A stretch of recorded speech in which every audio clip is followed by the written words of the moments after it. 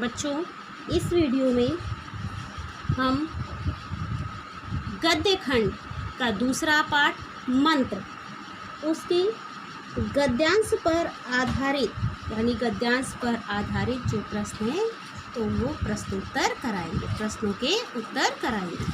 देखिए, पहला गद्यांश है, संसार में ऐसे भी मनुष्य होते हैं जो अपने आमोद प्रमोद के आगे किसी की जान की भी परवाह नहीं करते। शायद इसका उसे अब भी विश्वास ना आता था। सभ्य संसार इतना निर्मम, इतना कठोर है, इसका ऐसा मर्मभेदी अनुभव अब तक ना हुआ था। वह उन पुराने जमाने के जीवों में था जो लगी हुई आग को बुझाने, मुर्दे को कंधा देने, किसी के छप्पर को उठाने और किसी कलह को शांत करने के लिए सदैव तैयार रहते थे। अब इसमें पहला प्रश्न है, उपर्युक्त गद्यांश के पाठ और लेखक का नाम लिखिए।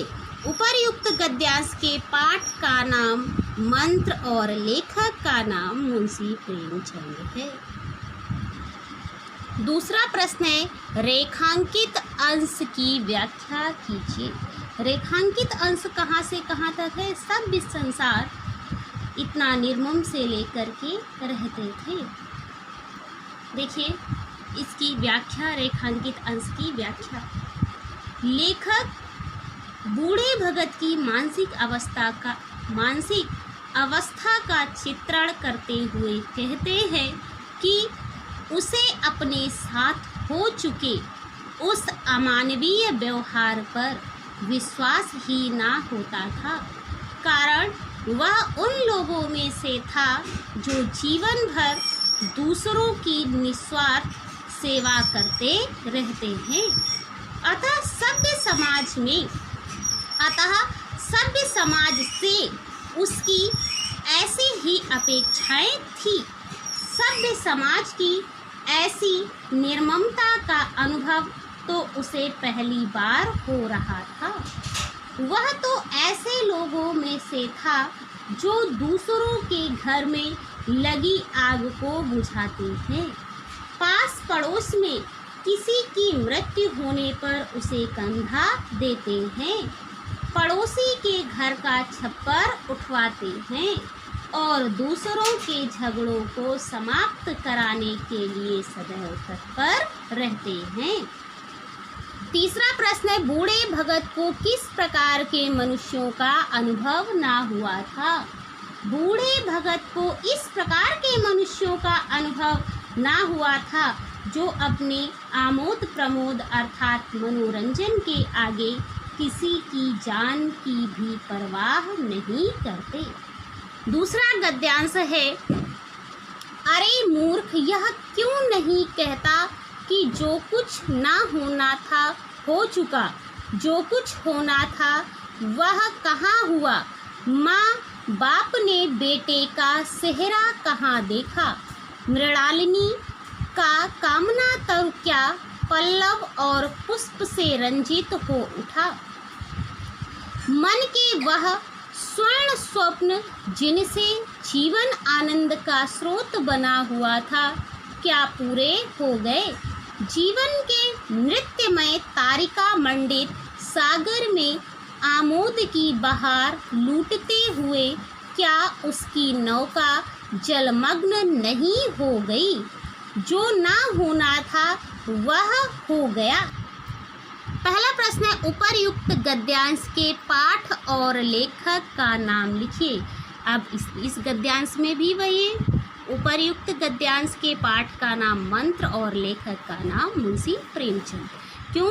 जिस पाठ के एक पाठ में एक ही गद्यांश दिए गए तो इस एक पाठ के सभी गद्यांशों में पाठ का नाम और लेखक का नाम एक ही है, उसमें अलग अलग नहीं है।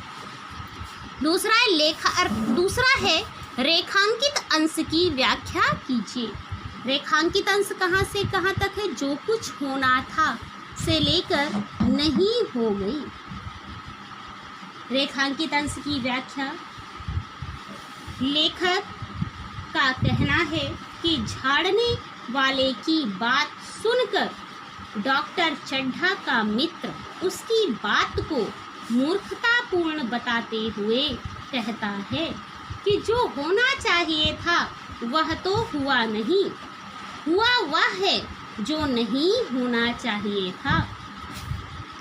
होना तो यह चाहिए था कि कैलाश के माँ बाप उसका विवाह देखते, कैलाश तथा उसकी प्रेमिका मृणालिनी की सुंदर, कोमल और रंगीन कल्पनाएं पूर्ण होती तथा उनका जीवन आनंदमय होता, पर ऐसा तो कुछ भी नहीं हो सका।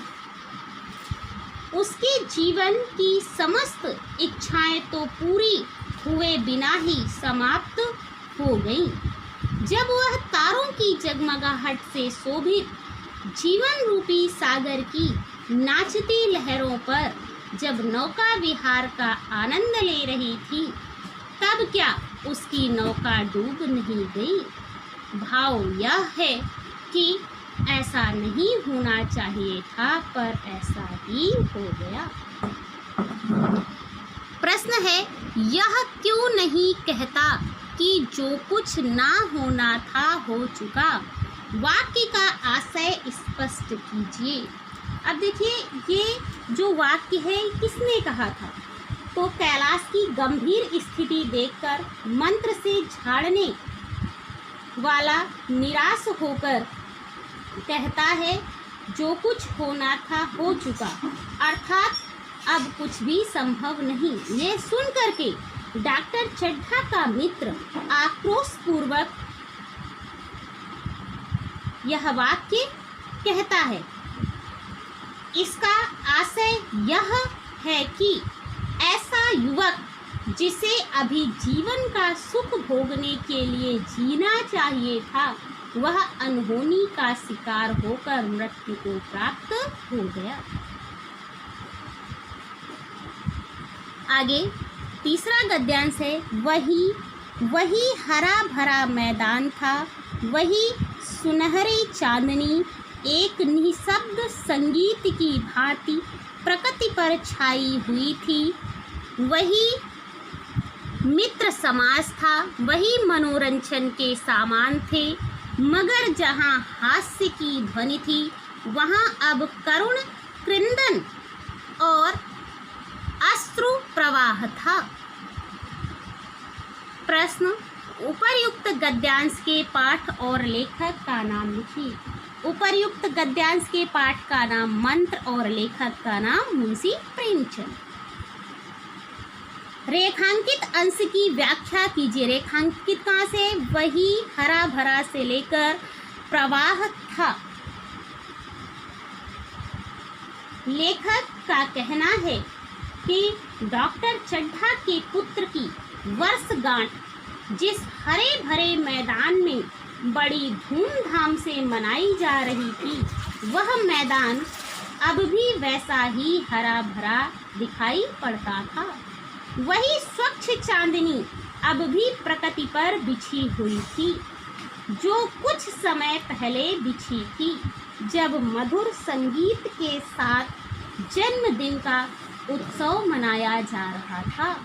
वही मित्रों की मंडली और वही मनोरंजन का सामान भी पहले की तरह वहाँ था, किंतु पहले जैसा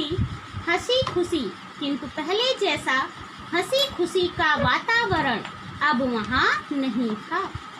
अब तो वहाँ हंसी के बदले रोने की करुण ध्वनियाँ और आंसुओं का उमड़ता हुआ सैलाब था। प्रश्न है, वहाँ चांदनी कहाँ और कैसी छाई हुई थी? वहाँ चांदनी कहाँ और कैसी छाई हुई थी? सुनहरी चांदनी उसी हरे भरे मैदान पर शब्द रहित संगीत की सदृश प्रकृति पर छाई हुई थी। गद्यांश, चौथा गद्यांश है, भगवान बड़ा कारसाज है, उस बखत मेरी आँखों से आंसू निकल पड़े थे, पर उन्हें तनिक भी दया न आई थी। मैं तो उनके द्वार पर होता तो भी बात ना पूछता। तो ना जाओगे, हमने जो सुना था सो कह दिया। अच्छा किया, अच्छा किया, कलेजा ठंडा हो गया, आंखें ठंडी हो गई, लड़का भी ठंडा हो गया होगा। तुम जाओ, आज चैन की नींद सोऊंगा। बुढ़िया से जरा तमाकू दे दे, एक चिलम और पीऊँगा। उपर्युक्त गद्यांश के पाठ और लेखक का नाम लिखिए। उपर्युक्त गद्यांश के पाठ का नाम मंत्र और लेखक का नाम मुंशी प्रेमचंद। रेखांकित अंश की व्याख्या कीजिए। रेखांकित अंश कहाँ से कहाँ तक है? भगवान बड़ा कारसाज है से लेकर बात ना पूछता। लेखक कहते हैं कि बूढ़ा भगत उस डॉक्टर के पुत्र को सर्प द्वारा डस लिए जाने की प्रतिक्रिया स्वरूप कहता है कि भगवान बड़ा न्यायी है, वह सभी का काम बनाने वाला है। जब मेरा बेटा मृत्यु से संघर्ष कर रहा था तो इसी डॉक्टर को जरा सी भी दया नहीं आई थी। वह रोगी को देखने के स्थान पर खेलने के लिए चला गया था। आज मैं वहाँ होता तो भी मैं उसके लड़के की जीवन रक्षा हेतु कुछ भी ना करता। प्रश्न है, कलेजा ठंडा होना, आंखें ठंडी होना, लड़के का ठंडा होना में ठंडा होना का विभिन्न अर्थों में प्रयोग हुआ है, स्पष्ट कीजिए। अब इसमें ठंडा होना का क्या है, विभिन्न अर्थों में प्रयोग हुआ है, इसको स्पष्ट करना। कलेजा ठंडा होना, अब इसमें इच्छा पूरी होने के कारण शांति प्राप्त होना। आंखें ठंडी होना, किसी को देखने से परम प्रसन्नता या संतोष होना। लड़के का ठंडा होना, लड़के की मृत्यु होना। आगे गद्यांश है, पर उसके मन की कुछ ऐसी दशा थी जो बाजे की आवाज़ कान में पड़ते ही उपदेश सुनने वालों की होती है। आंखें चाहे उपदेशक की ओर हों, पर कान बाजे ही की ओर होते हैं। दिल में भी बाजे की ध्वनि गूंजती रहती है। शर्म के मारे जगह से नहीं उठता। निर्दयी प्रतिघात का भाव भगत के लिए उपदेशक था, पर हृदय उस अभागे युवक की ओर था जो इस समय मर रहा था, जिसके लिए एक एक पल का विलंब घातक था। उपर्युक्त गद्यांश के पाठ और लेखक का नाम लिखिए। उपर्युक्त गद्यांश के पाठ का नाम मंत्र और लेखक का नाम मुंशी प्रेमचंद। रेखांकित अंशों की व्याख्या कीजिए। अब यहाँ पर दो अंश हैं। पहला है पर उसके से लेकर गूंजती रहती है, और दूसरा है निर्दयी प्रतिघात से लेकर घातक था। तो प्रथम रेखांकित अंश की व्याख्या, भगत के मन की द्वंद्वपूर्ण स्थिति पर प्रकाश डालते हुए लेखक कहते हैं कि भगत ने डॉक्टर चड्ढा के घर ना जाने का निश्चय कर तो लिया था, पर वह चैन से ना सो सका। उस समय उसके मन की स्थिति उस उपदेश सुनने वाले के जैसी हो रही थी जिसके कानों में बाजे की मधुर ध्वनि सुनाई पड़ रही हो, और उसका मन उपदेश सुनना छोड़कर बाजा सुनने को लालायित हो रहा हो। उसका मन बाजे की ध्वनि सुनते ही उचट तो जाता है, परंतु संकोच के कारण उपदेश सुनना छोड़कर बाजे की ध्वनि सुनने नहीं जाता है। उसके हृदय में बाजे की ध्वनि गूंजती रहती है। यही दशा उस समय भगत की भी हो रही थी। द्वितीय रेखांकित अंश की व्याख्या। लेखक कहते हैं कि डॉक्टर चड्ढा के निर्दयी और कठोर व्यवहार के प्रति बदले की भावना भगत के लिए उपदेशक के समान थी। कभी वह सोचता कि जिस प्रकार डॉक्टर की कठोरता के कारण उसका पुत्र मर गया है, उसी प्रकार डॉक्टर के पुत्र को भी मरने दिया जाए, परंतु उसका हृदय उस अभागे निर्दोष युवक की ओर था जो सर्पदंश से मरने ही वाला था।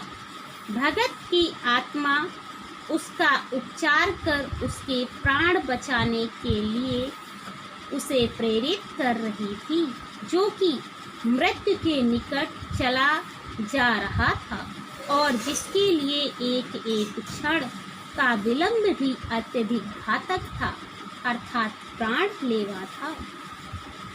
प्रश्न है, शर्म के कारण कौन सा व्यक्ति अपने स्थान से नहीं उठता? शर्म के कारण वह व्यक्ति अपने स्थान से नहीं उठता जिसके नेत्र तो उपदेशक की ओर होते हैं, लेकिन कान किसी वाद्य की मधुर ध्वनि सुनते रहते हैं और उसका दिल भी वाद्य की मधुर ध्वनि की ओर ही लगा रहता है। आगे गद्यांश है। जैसे नशे में आदमी की देह अपने काबू में नहीं रहती, पैर कहीं रहता है, पढ़ता कहीं है, कहता कुछ है, जबान से निकलता कुछ है, वही हाल इस समय भगत का था। मन में प्रतिकार था, पर कर्म मन के अधीन न था। जिसने कभी तलवार नहीं चलाई, वह इरादा करने पर भी तलवार नहीं चला सकता। उसके हाथ कांपते हैं, उठते ही नहीं। भगत लाठी खटखट करता लपका चला जाता था। चेतना रोकती थी, पर उपचेतना ठेलती थी। सेवक स्वामी पर हावी था।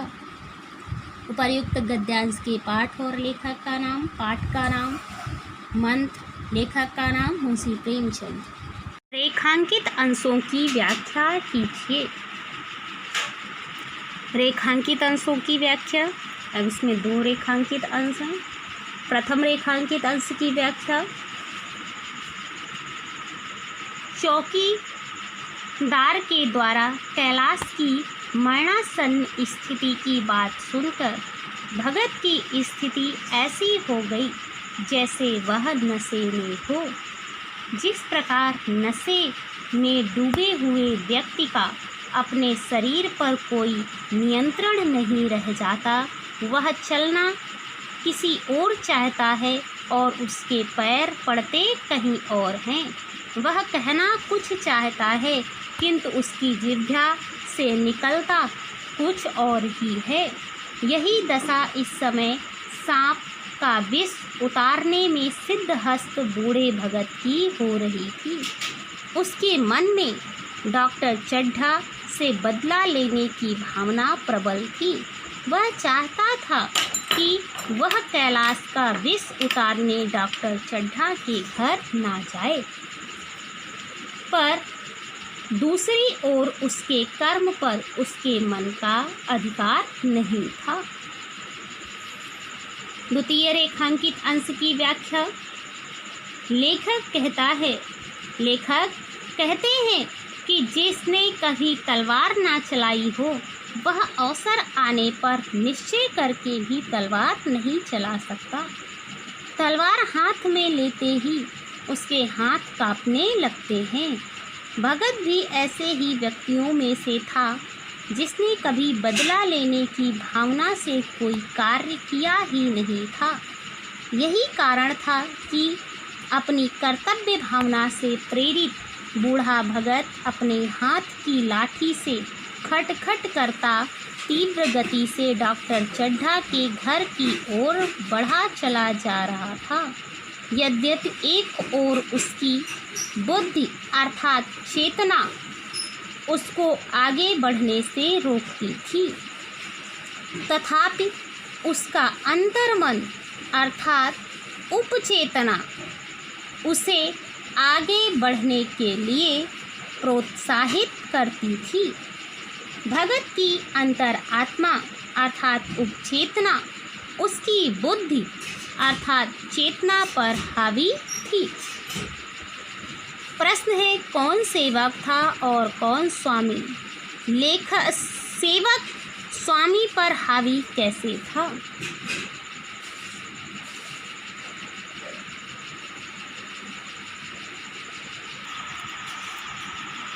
इस अंश में प्रस्तुत अंश में सेवक से आशय अवचेतन मन से है और स्वामी से आशय चेतन मन से।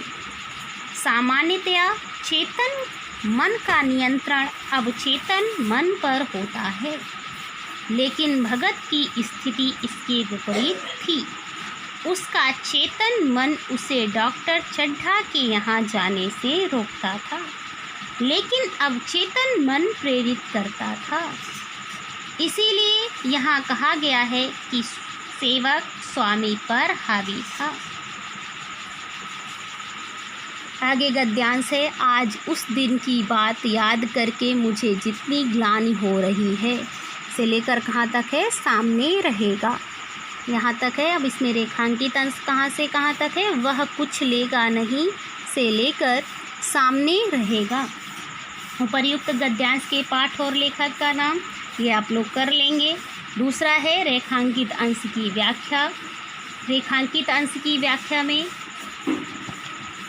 लेखक कहते हैं कि डॉक्टर चड्ढा अपनी पत्नी नारायणी से कह रहे हैं कि यद्यपि मैं जानता हूँ कि वह बूढ़ा कुछ नहीं लेगा, तथापि मैं उसके प्रति किए गए अपने अपराध को क्षमा कराने के लिए उसे अवश्य खोजूंगा। वह अवश्य ही मेरे अपराध को क्षमा कर देगा, क्योंकि इस संसार में कुछ लोग दूसरों की भलाई के लिए ही जन्म लेते हैं, अपने लिए नहीं। वह बूढ़ा उन्हीं लोगों में से एक है। लगता है कि भगवान ने उसको यश की वर्षा करने के लिए ही भेजा है।